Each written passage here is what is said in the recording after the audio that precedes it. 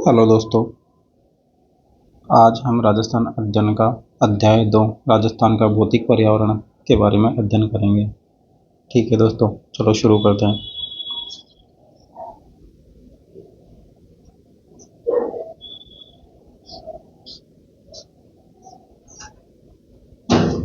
राजस्थान राज्य जहां एक और गौरवशाली इतिहास के लिए पहचाना जाता है,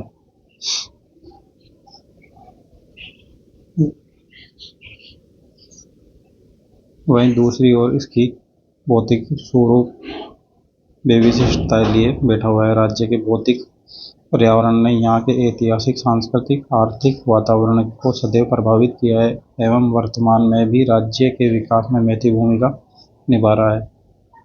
राजस्थान राज्य की स्थिति एवं विस्तार।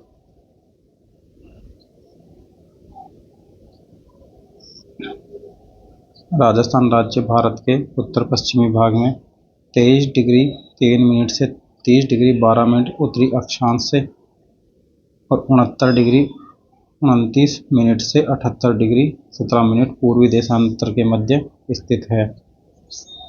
राजस्थान कर्क रेखा अर्थात 23.5 डिग्री अक्षांश राजस्थान के दक्षिण में बांसवाड़ा डूंगरपुर जिले से होकर गुजरती है। राज्य की पश्चिमी सीमा भारत पाकिस्तान की अंतर्राष्ट्रीय सीमा 1070 किलोमीटर लंबी है। राज्य की उत्तरी और उत्तरी पूर्वी सीमा पंजाब हरियाणा, पूर्वी सीमा उत्तर प्रदेश मध्य प्रदेश, दक्षिण पश्चिम सीमा में क्रमशः मध्य प्रदेश और गुजरात के साथ संयुक्त रूप से लगती है। ठीक है दोस्तों, एक बारी राजस्थान का मैप देखते हैं। ये है दोस्तों राजस्थान का मैप, जिसमें इसके उत्तरी अक्षांश से 23 डिग्री 12 मिनट से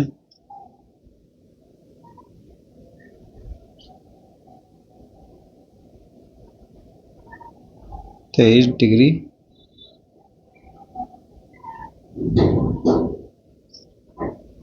डिग्री 3 मिनट उत्तरी अक्षांश है। ठीक है दोस्तों, जबकि पूर्वी देशांतर 69 डिग्री 30 मिनट से 78 डिग्री 17 मिनट पूर्वी देशांतर है। इसके साथ में अंतर्राष्ट्रीय सीमा 1070 किलोमीटर, जो कि पाकिस्तान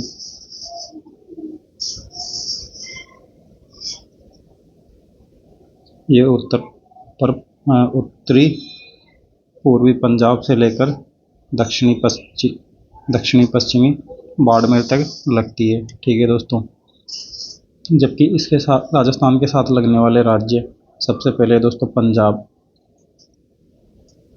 दूसरा है दोस्तों हरियाणा, तीसरा है दोस्तों उत्तर प्रदेश, यानी उत्तरी और पूर्वी दिशा में, जबकि दक्षिणी पूर्वी में है मध्य प्रदेश, जबकि दक्षिणी पश्चिम में गुजरात।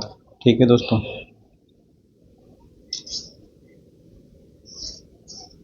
उत्तर से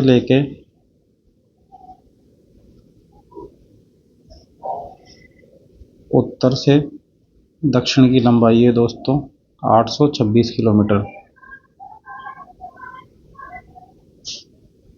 ठीक है दोस्तों, जबकि पूर्व से पश्चिम की लंबाई है 869 किलोमीटर, यानी 826 तो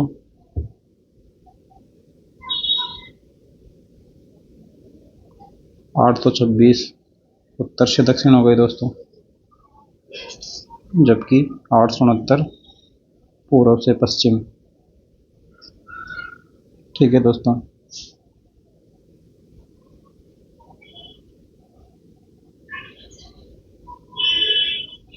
राजस्थान का क्षेत्रीय विस्तार 3,42,239 वर्ग किलोमीटर क्षेत्र में फैला हुआ है, जो भारत के कुल क्षेत्रफल का 10.41% है। क्षेत्रफल की दृष्टि से राजस्थान का सबसे बड़ा राज्य है। क्षेत्रफल की दृष्टि से ये विश्व के अनेक देशों से बड़ा है, जैसे उदाहरण के तौर पे इजराइल से 17 गुना बड़ा है, श्रीलंका से 5 गुना बड़ा है, इंग्लैंड से 2 गुना बड़ा है, नॉर्वे, पोलैंड, इटली से भी कितना ही विस्तार रखता है, यानी 2 गुना। राजस्थान की आकृति विषमकोण चतुर्भुज के समान है।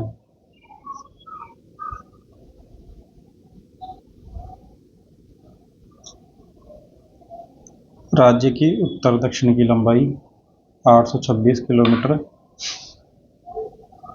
है, जबकि पूर्व से पश्चिम की चौड़ाई है दोस्तों 869 किलोमीटर। ठीक है दोस्तों, अब राजस्थान की प्रशासनिक इकाइयों के बारे में अध्ययन करते हैं। राजस्थान की प्रशासनिक इकाइयाँ स्वतंत्रता के पश्चात में 1956 में राजस्थान राज्य गठन प्रक्रिया के स्वतंत्रता के पश्चात 1956 में राजस्थान राज्य के गठन की प्रक्रिया पूर्ण हुई थी।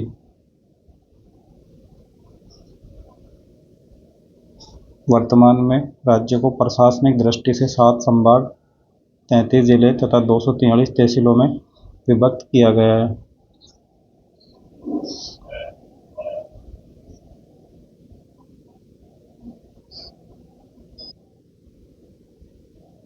यह आंकड़े दोस्तों पुराने अध्ययन के अनुसार है, जबकि वर्तमान स्थिति को ध्यान में रखकर बताए तो 7 संभाग यानी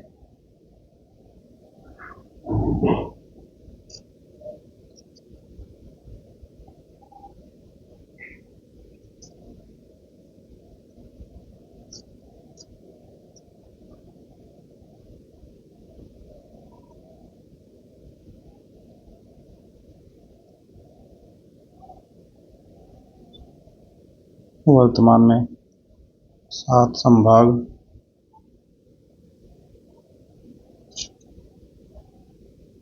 41 जिले,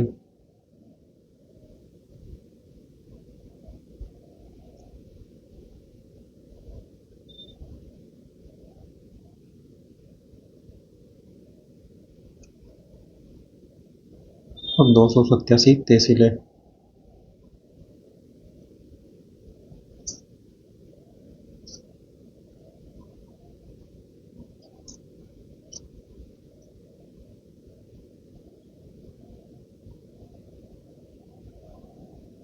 वर्तमान 2025 में है। ठीक है दोस्तों,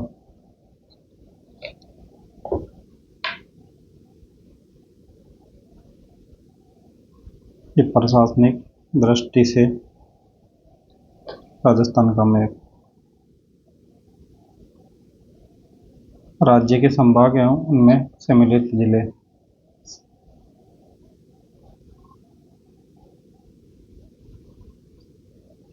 सात संभागों का अध्ययन करें दोस्तों। सबसे पहले जयपुर जिला, जयपुर संभाग।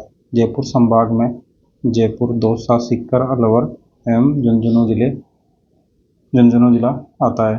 ठीक है दोस्तों, जबकि जोधपुर संभाग की बात करें तो जोधपुर संभाग में जोधपुर, जालौर, पाली, बाड़मेर, सिरोही तथा जैसलमेर जिले आते हैं। ठीक है दोस्तों, भरतपुर संभाग की बात करें तो भरतपुर संभाग में भरतपुर,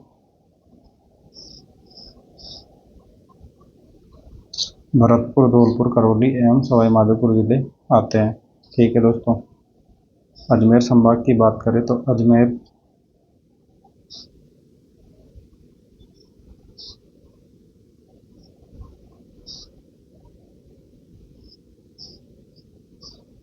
अजमेर भीलवाड़ा, टोंक एवं नागौर जिले आते हैं। कोटा संभाग की बात करें दोस्तों तो कोटा में कोटा, बूंदी, बारा, झालावाड़ जिले आते हैं। बीकानेर संभाग की बात करें तो बीकानेर में बीकानेर, गंगानगर, हनुमानगढ़, चूरू जिला आता है। ठीक है दोस्तों, यानी शेखावटी वाला। कोटा में हाड़ौती वाला। उदयपुर संभाग की बात करें तो उदयपुर, राजसमंद, डूंगरपुर, बांसवाड़ा, चित्तौड़, प्रतापगढ़ जिले आते हैं। ठीक है दोस्तों, उच्चावच अर्थात धरातल एवं धरातलीय प्रदेश।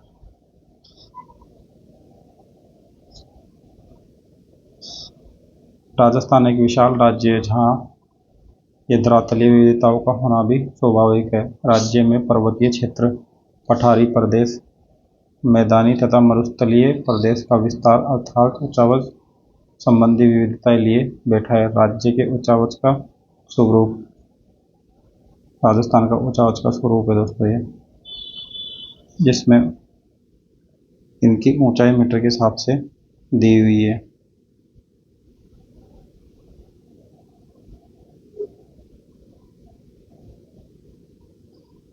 सर्वाधिक ऊंचावचों का स्थलीय स्वरूप देखें तो ये है दोस्तों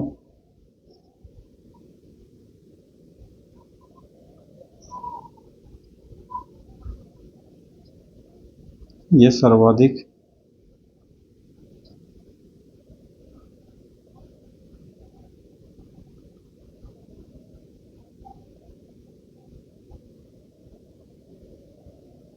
ऊंचावचों वाला राजस्थान में स्थान लगता है। ठीक है दोस्तों,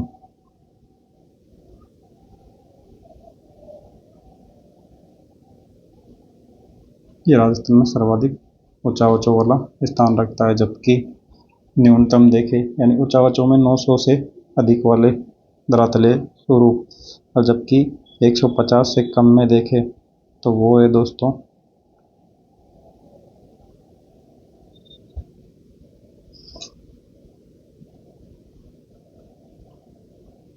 ये वाला स्वरूप।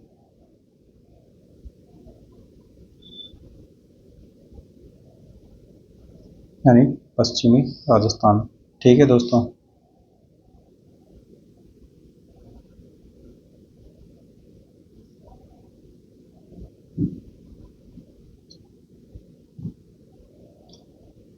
राजस्थान की ऊंचावचों के निम्न स्वरूप को स्पष्ट करते हैं। सबसे पहले दोस्तों उच्च शिखर।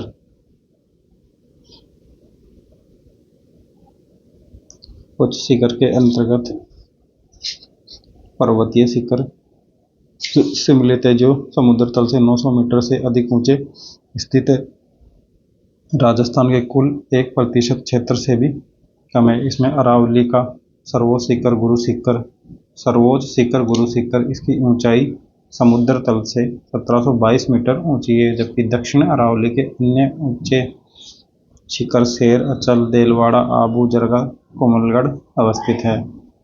ठीक है दोस्तों, दूसरा ऊंचावच है दोस्तों पर्वत श्रृंखला।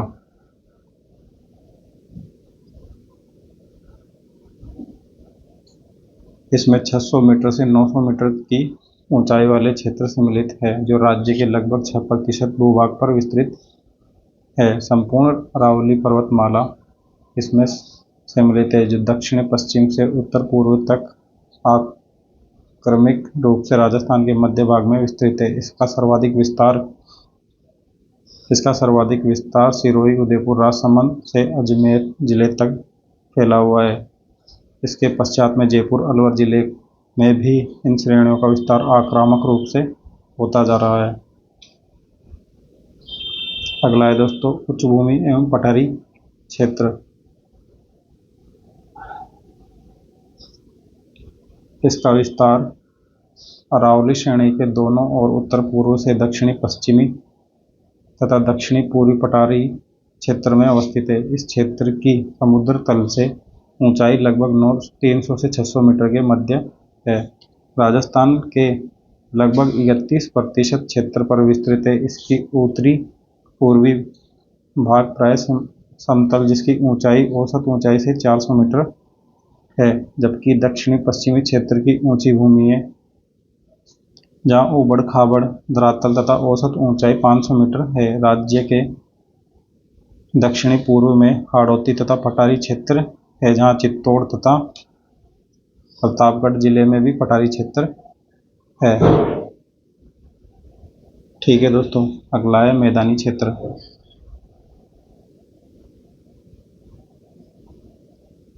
इसका विस्तार राज्य के लगभग 51% भूभाग पर है, जिसकी समुद्र तल से ऊंचाई 150 से 300 मीटर है। इसके दो वृत्त क्षेत्र है। प्रथम है पश्चिमी राजस्थान का रेतीला मरुस्थल क्षेत्र, जबकि द्वितीय है पूर्वी मैदानी क्षेत्र। ठीक है दोस्तों, पहला और दूसरा। पूर्वी मैदान में बनास बेसिन, चंबल बेसिन तथा छप्पन का मैदान, मध्य माही बेसिन है, जो नदियों के द्वारा निर्मित मैदान है। कृषि के लिए सर्वाधिक उपयुक्त है। ठीक है दोस्तों, अब है दोस्तों धरातलीय प्रदेश। धरातलीय प्रदेश की विशिष्टताओं के आधार पर राजस्थान को निम्नलिखित प्रमुख एवं उपविभागों में विभक्त किया गया है। सबसे पहले है दोस्तों पश्चिमी मरुस्थल अरावली पहला है पश्चिमी मरुस्थल, दूसरा है अरावली पर्वतीय प्रदेश, तीसरा है पूर्वी मैदान, चौथा है दक्षिणी पूर्वी पठार।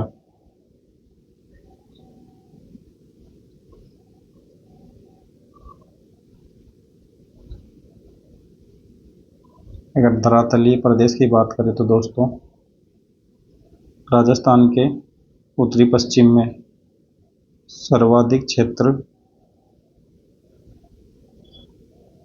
है जो कि शुष्क मरुस्थलीय प्रदेश का है, जबकि अर्ध मरुस्थलीय प्रदेश में आपका शेखावटी क्षेत्र और लूणी बेसिन का क्षेत्र आता है। ठीक है दोस्तों, फिर तीसरा है अरावली प्रदेश। अरावली प्रदेश में बोराट का पठार, आबू पर्वत, उत्तरी अरावली, मध्य अरावली तथा दक्षिणी अरावली का विस्तार फैला हुआ है।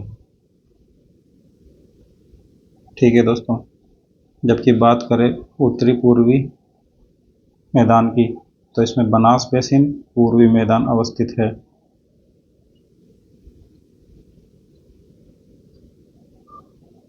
ठीक है दोस्तों, और हाड़ौती की बात करें तो हाड़ौती राजस्थान के बिल्कुल पूर्वी सेंटर में अवस्थित है। ठीक है दोस्तों, सबसे पहले बात करते हैं पश्चिमी मरुस्थलीय प्रदेश की।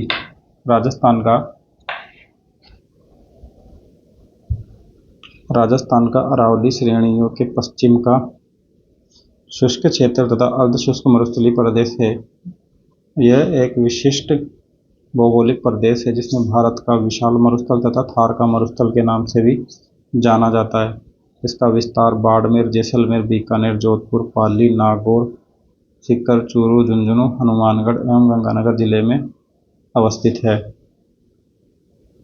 यद्यपि गंगानगर, हनुमानगढ़ एवं बीकानेर जिले में सिंचाई की सुविधाओं का विस्तार से क्षेत्रीय रूप में परिवर्तन आ गया है।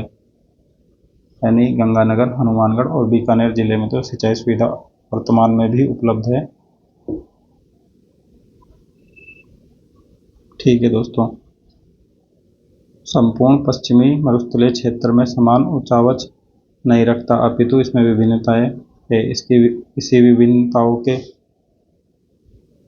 विभिन्नताओं के इसको 4 उप प्रदेशों में विभक्त किया गया है।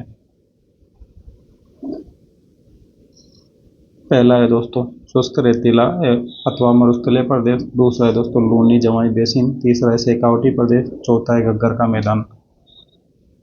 सबसे पहले की बात करते हैं दोस्तों शुष्क रेतीला अथवा मरुस्थलीय प्रदेश।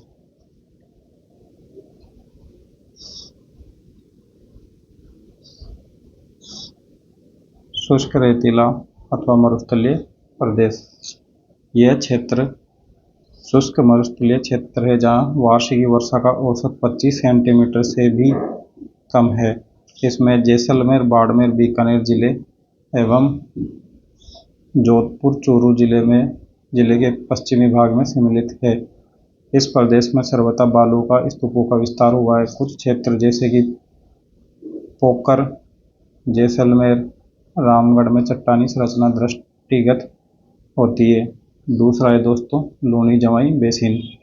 लूनी जवाई बेसिन के बारे में यह एक अर्ध शुष्क प्रदेश है जिसमें लूनी एवं इसकी प्रमुख जवाई तथा अन्य सहायक नदियां प्रवाहित है। इसका विस्तार पाली, जालोर, जोधपुर जिले एवं नागौर जिले के दक्षिणी भाग में है।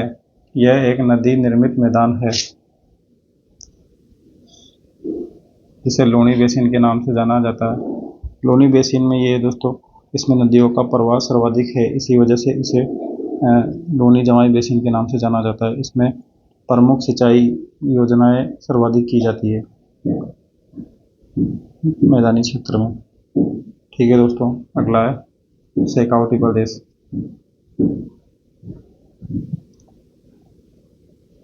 शेखावटी प्रदेश, शेखावटी को इसे बांगर प्रदेश के नाम से भी जाना जाता है।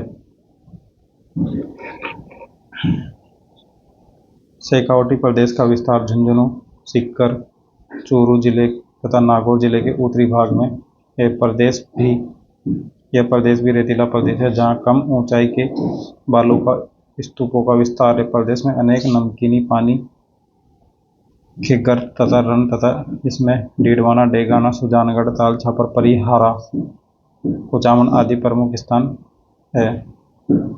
अगला है दोस्तों गग्गर का मैदान। राजस्थान के उत्तर में स्थित गंगानगर हनुमानगढ़ जिले का मैदानी क्षेत्र का निर्माण गग्गर नदी के प्रवाह क्षेत्र की बाढ़ से हुआ है। वर्तमान में गग्गर नदी को मृत नदी के नाम से भी जाना जाता है क्योंकि इसका प्रवाह तल स्पष्ट नहीं है, किंतु वर्षा काल में इसमें न केवल पानी प्रवाहित होता है अपितु बाढ़ भी आ जाती है। गग्गर नदी प्राचीन वैदिक कालीन सरस्वती नदी है जो विलुप्त हो चुकी है। यह संपूर्ण मैदानी क्षेत्र में है जो वर्तमान में कृषि क्षेत्र बन गया है। अगला है दोस्तों अरावली पर्वतीय प्रदेश। अरावली पर्वतीय श्रेणियां राजस्थान की एक विशिष्ट भौगोलिक प्रदेश है। जो अरावली विश्व की प्राचीनतम पर्वत श्रेणी है जो राज्य में कर्णवत उत्तर पूर्व से दक्षिण पश्चिम तक फैली हुई है। ये पर्वत श्रेणियां उत्तर में दिल्ली से प्रारंभ होकर गुजरात में पालनपुर तक 692 किलोमीटर की लंबाई में विस्तृत है। अरावली पर्वतीय प्रदेश का विस्तार राज्य में 7 जिलों में है, जिसमें सबसे पहले दोस्तों सिरोही, उदयपुर, राजसमंद, अजमेर, जयपुर, दौसा और अलवर अवस्थित है। ठीक है दोस्तों, अरावली प्रदेश का विस्तार 692 किलोमीटर है। राजस्थान के 7 राज्यों से होकर अरावली प्रदेश का विस्तार फैला हुआ है, जिसमें सिरोही, उदयपुर, राजसमंद, अजमेर, जयपुर, दौसा और अलवर जिले आते हैं। ठीक है दोस्तों,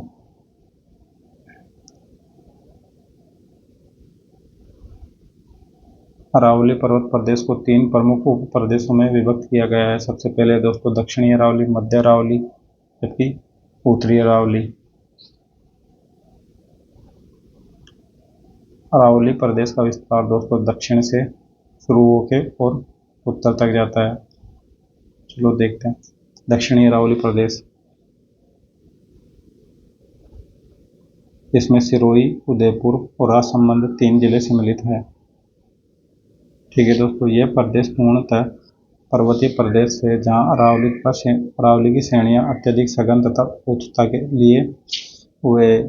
इस प्रदेश में अरावली पर्वतमाला के अनेक उच्च शिखर स्थित है। इसमें गुरु शिखर पर्वत राजस्थान का सर्वोच्च स्थान शिखर है जिसकी ऊंचाई 1722 मीटर है, जो सिरोही जिले में माउंट आबू क्षेत्र में स्थित है। यहाँ की अन्य प्रमुख उच्च पर्वत चोटियाँ शेर 1597,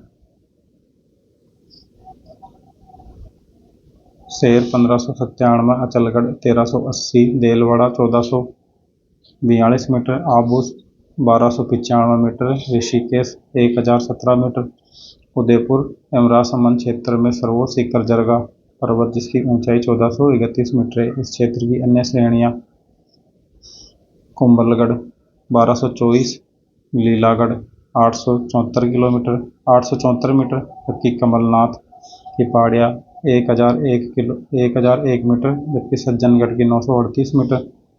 उदयपुर के उत्तर पश्चिम में कुंभलगढ़ तथा गोगुंदा के बीच में एक पठारी क्षेत्र है जिसे बोराट के नाम से भी जाना जाता है। दूसरा है दोस्तों मध्य अरावली।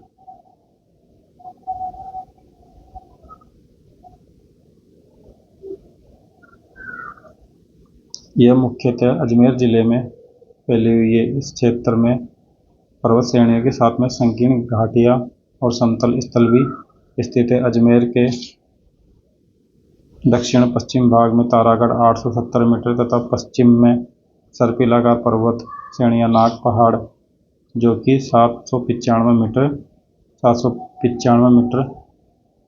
के साथ अवस्थित है। ब्यावर तहसील में अरावली श्रेणियों के 4 प्रमुख दर्रे अवस्थित हैं, जिनमें बर दर्रा, परवेरिया का दर्रा, शिवपुर घाट,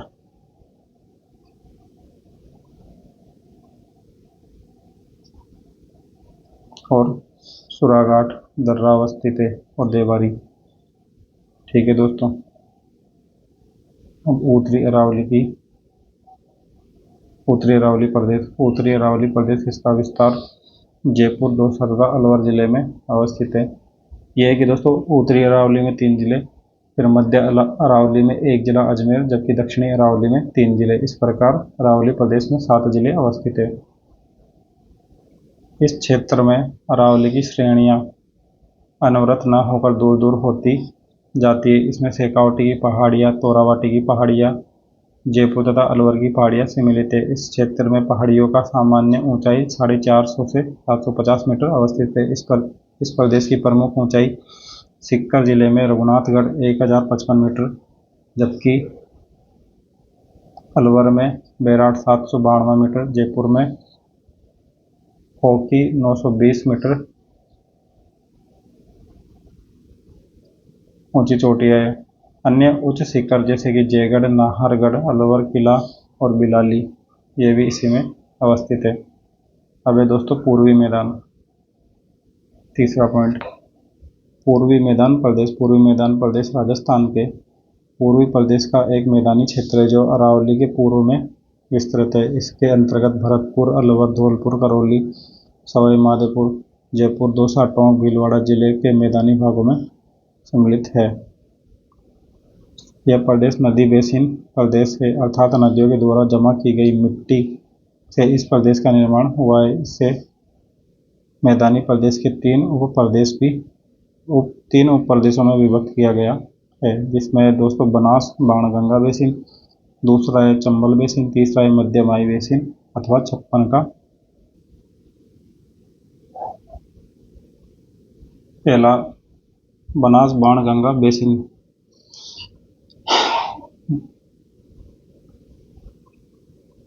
बनास और उसकी सहायक नदियों के द्वारा निर्मित ये एक विस्तृत मैदान है। यह मैदान बनास तथा इसकी सहायक बाणगंगा, बेडज, कोठारी, डैन, सोहादर, मानसी, धुंधबाड़ी, मोरेल, बेडज, वागन तथा गंभीर आदि नदियां निर्मित है। यह एक विस्तृत मैदान है जिसका समुद्र तल से 1050 से 300 मीटर के मध्य तथा ढाल पूर्व की ओर अवस्थित है। दूसरा है दोस्तों चंबल बेसिन। चंबल बेसिन के अंतर्गत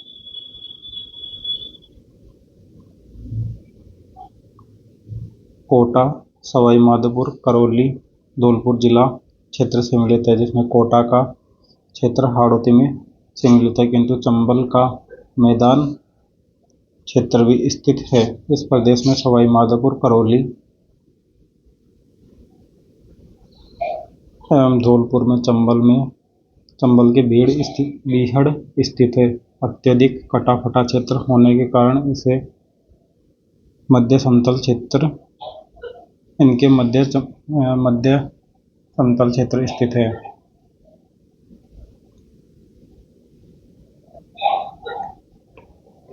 अगला है दोस्तों मध्यमाई बेसिन अथवा छप्पन का मैदान।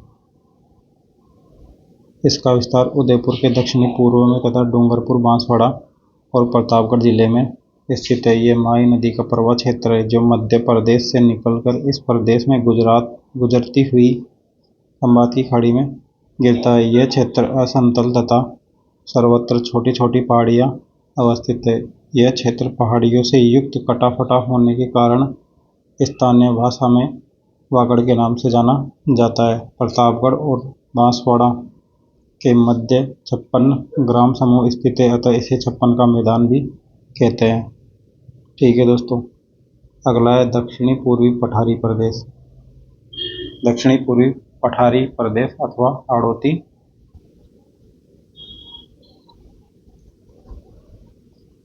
राजस्थान का दक्षिणी पूर्वी भाग एक पठारी भाग है जिसे हाड़ौती के पठार के नाम से भी जाना जाता है। यह मालवा के पठार का विस्तार है। इसका विस्तार कोटा, बूंदी, झालावाड़, बारां जिले में स्थित है। इस क्षेत्र की औसत ऊंचाई 500 मीटर है। यहाँ अनेक छोटी पर्वत श्रेणियाँ अवस्थित है, जिसमें मुकुंदरा की पहाड़ियाँ, बूंदी की पहाड़ियाँ प्रमुख है तथा चंबल नदी और इसकी प्रमुख सहायक काली सिंधु, परवन, पार्वती नदियाँ प्रवाहित है। इनके द्वारा निर्मित मैदानी प्रदेश कृषि के लिए उपयुक्त है। अपवा तंत्र अर्थात नदियाँ। अपवा तंत्र से तात्पर्य नदियाँ एवं उनकी सहायक नदियों से जो एक तंत्र अथवा प्रारूप का निर्माण करती है। राजस्थान में वर्ष भर बहने वाली नदी केवल चंबल नदी है। राजस्थान के अपवा तंत्र को अरावली पर्वत श्रेणियाँ निर्धारित करती है। अरावली पर्वत श्रेणियाँ राजस्थान में एक जल विभाजक तथा राज्य में बहने वाली नदियों को दो भागों में विभक्त करती है। इसके अतिरिक्त राज्य के अंतःप्रवाहित नदियाँ इसके अतिरिक्त राज्य में अंतःप्रवाहित नदियाँ इसी आधार पर राजस्थान की नदियों में निम्नलिखित 3 समूह में विभक्त की हुई है।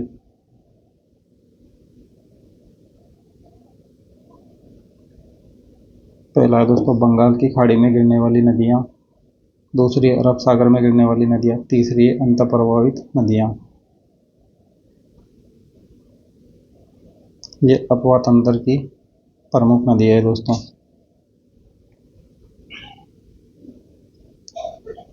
जो कि लूनी नदी आपके अरब सागर कच्छ के रण में गिरती है, खंबात की खाड़ी में सॉरी। जबकि साबरमती तीसरी है महाई नदी। ठीक है दोस्तों। जबकि अगर पूर्वी और देखें तो चंबल, बाणगंगा, बनास ये सब बंगाल की खाड़ी में गिरती है। ठीक है दोस्तों।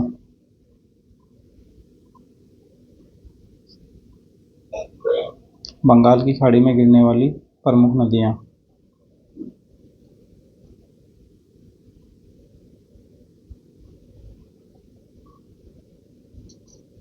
पहली है दोस्तों चंबल, बनास, बाणगंगा, 3 नदियाँ जो कि बंगाल की खाड़ी में गिरती है। सबसे पहले बात करते हैं चंबल नदी की। चंबल इसका प्राचीन नाम चर्मावती के नाम से भी जाना जाता है। चंबल नदी का उद्भव मध्य प्रदेश में मऊ के निकट मानपुर के समीप जनापाव की पहाड़ियों से हुआ है। राजस्थान में चौरासीगढ़ चित्तौड़गढ़ जिले के निकट प्रदेश में कोटा बूंदी जिले की सीमा बनाते हुए सवाई माधोपुर, करौली, धौलपुर जिले से होते हुए अंत में यमुना नदी में मिल जाती है। चंबल नदी पर गांधी सागर, जवाहर सागर, राणा प्रताप सागर तथा कोटा बैराज बनाए गए। चंबल की प्रमुख सहायक नदियाँ बनास, काली सिंध और पार्वती नदी है।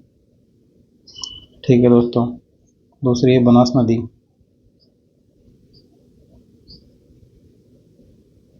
बनास नदी अरावली की खमनोर पहाड़ियों से निकलती है, जो कुंभलगढ़ से 5 किलोमीटर दूर स्थित कुंभलगढ़ से दक्षिण की ओर गोगुंदा के पठार से प्रवाहित होते हुए नाथद्वारा राजसमंद रेल मगरा पार कर चित्तौड़गढ़, भीलवाड़ा, टोंक जिले में होते हुए सवाई माधोपुर, चंबल में मिल जाती है। ठीक है दोस्तों। बनास नदी को वन की आशा भी कहते हैं। इसकी प्रमुख सहायक नदियाँ बेडज, कोठारी, खारी, मेनाल, बांडी तथा धुंध और मोरेल नदी है। जबकि काली सिंध नदी की बात करें तो ये मध्य प्रदेश में देवास के निकट से निकलकर झालावाड़, बारा जिले में बहती हुई नानेरा के निकट चंबल नदी में मिलती है। इसकी प्रमुख सहायक नदियाँ परवन, उजाड़, निवाज और आहू नदी है। पार्वती नदी मध्य प्रदेश के सीहोर क्षेत्र से निकलकर बारा जिले में बहती हुई सवाई माधोपुर जिले में पालिया के निकट चंबल में मिल जाती है। अगली है दोस्तों बापनी नदी। बापनी, जिसे हम ब्राह्मणी नदी भी कहते हैं।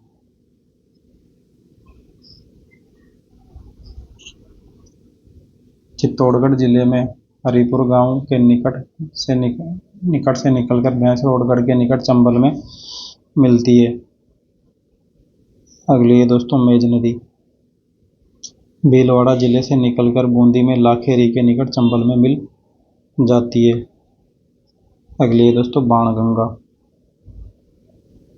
इसका उद्गम जयपुर जिले की बैराट की पहाड़ियों से है। यह पूर्व की ओर से सवाई माधोपुर जिले और इसके पश्चात भरतपुर जिले में प्रवाहित होती है। इसका जल फैलता हुआ आगे चंबल में मिलता है। ठीक है दोस्तों। अरब सागर में गिरने वाली नदियाँ। राजस्थान में प्रवाहित होते हुए अरब सागर में गिरने वाली प्रमुख नदियाँ जैसे कि लूनी, माही और साबरमती। पहली नदी है दोस्तों अरब सागर में गिरने वाली लूनी नदी।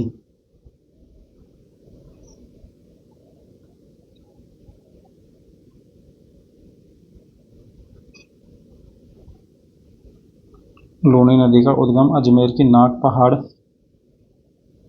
से होते हुए यह जोधपुर, पाली, बाड़मेर, जालोर क्षेत्र में लगभग 320 किलोमीटर में प्रवाहित होती हुई अंत में कच्छ के रण में चली जाती है। यह केवल वर्षा के काल में प्रवाहित होती है। लूनी नदी यह विशेषता है कि इसका पानी बालोतरा तक मीठा है तथा उसके पश्चात खारा हो जाता है। लूनी नदी की सहायक नदियाँ जवाई नदी, लिलाड़ी, मीठड़ी, सूकड़ी प्रथम, द्वितीय, तृतीय, जबकि बांडी प्रथम, द्वितीय और सागी नदी सम्मिलित होती है। अगली है दोस्तों माही नदी। माही नदी मध्य प्रदेश के मऊ की जनापाऊ की पहाड़ियों से निकलकर बांसवाड़ा जिले में प्रवेश करती है तथा डूंगरपुर, बांसवाड़ा जिले में सीमा बनाते हुए गुजरात में प्रवेश करके अंत में खंभात की खाड़ी में गिर जाती है। बांसवाड़ा के निकट माई बजाज सागर बांध बनाया गया है। इसकी प्रमुख सहायक नदियाँ सोम, जाखम, अनास, चांप, मोरेन नदी है। अगली है दोस्तों साबरमती। उदयपुर के दक्षिण पश्चिम से निकलकर उदयपुर तथा सिरोही जिले में प्रवाहित होकर गुजरात में प्रवेश कर खंभात की खाड़ी में गिरती है। प्रारंभ में यह नदी वाकल नदी के नाम से जानी जाती है। अंतः प्रवाही नदियाँ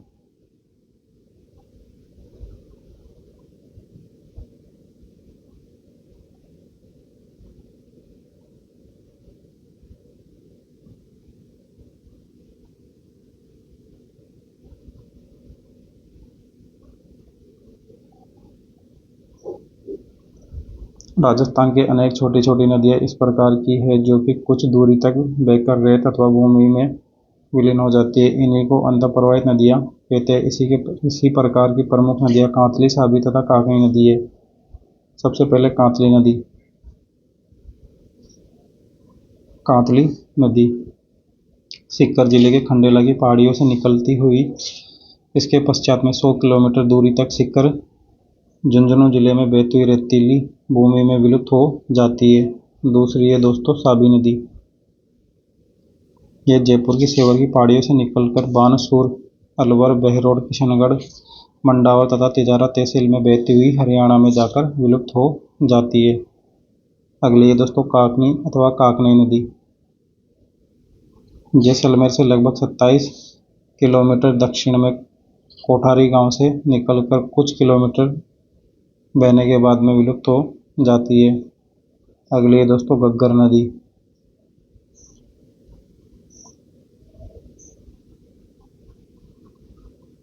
यह विशिष्ट नदी है जो जिसे प्राचीन सरस्वती के नाम से भी जाना जाता है या अवशेष माने जाते हैं।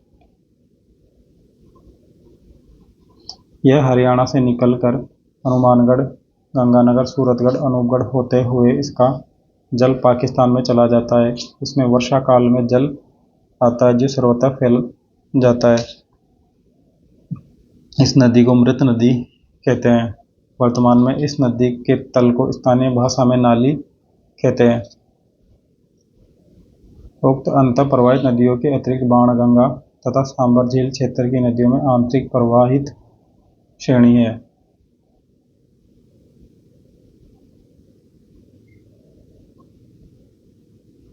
ठीक है दोस्तों।